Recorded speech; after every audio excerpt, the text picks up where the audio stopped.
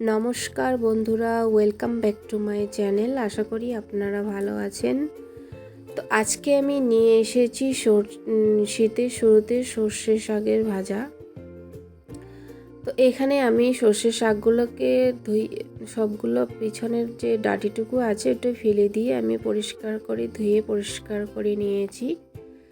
তো নেওয়ার পরে এরপরে আমি একটা ছুরির সাহায্যে এটাকে কুচি কুচি করে কেটে নেব।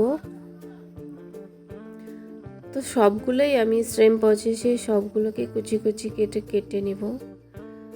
তো সর্ষে শাক গরম ভাতের সাথে একটি দুর্দান্ত স্বাদের রেসিপি।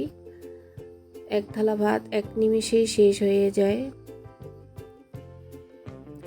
তো শীতের শুরুতে এখন সর্ষে শাক ভীষণ কচি সাইজের পাওয়া যায় এবং খেতেও দুর্দান্ত লাগে।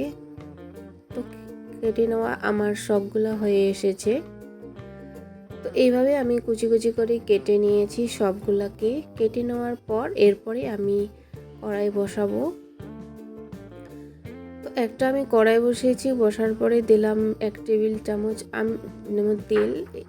আমি এখানে সামান্য পরিমাণ তেল দিয়েই বানাবো। দিলাম কালো জিরে আর দিলাম শুকনো লঙ্কা 2টা দিয়ে আমি একটু নেড়ে নেব। নেওয়ার পরে এরপরে আমি দিব আমি রসুন পরিষ্কার করে থেতো করে নিয়েছি, আর দেব পেঁয়াজ কুচি, আর দেব কাঁচা লঙ্কা 3টা দিয়ে আমি এটাকে মিডিয়াম টু লো ফ্লেমে রেখে অনবরত একটু নেড়ে নেব যতক্ষণ না পর্যন্ত এটি লাল হয়ে এসেছে। ততক্ষণ পর্যন্ত আমি পেঁয়াজটাকে ভেজে নেব। তো প্রায় আমার ভেজে নেওয়া হয়ে এসেছে। এরপরে আমি কেটে রাখা শাকটাকে দেব। তো এখানে আমি সবগুলো শাকই দিয়ে দিলাম। দেওয়ার পরে আমি গ্যাসের চুলাটি একটু হাই ফ্লেমে রেখে এরপরে আমি দেব সামান্য পরিমাণ হলুদ।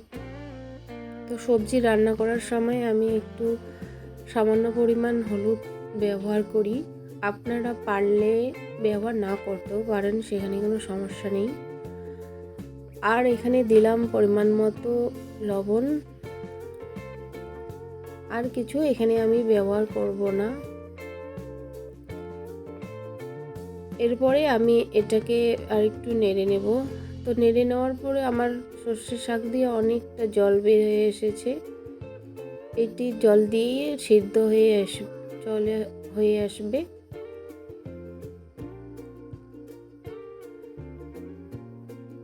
তো এখন এরপরে আমি আবার 10 মিনিটের মতো এটাকে ভেজে নেব।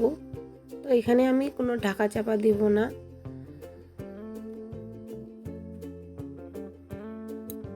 ঢাকা চাপা না দিয়েই আমি অনবরত নেড়ে নেব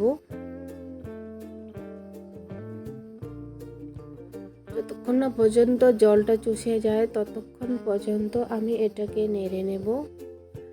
তো নেড়ে নেওয়া আমার হয়ে এসেছে আর সবজিটি আমার হয়ে এসেছে। এরপরে আমি শাকটাকে নামিয়ে নেব। তো ভালো লাগলে লাইক কমেন্ট শেয়ার অবশ্যই করুন।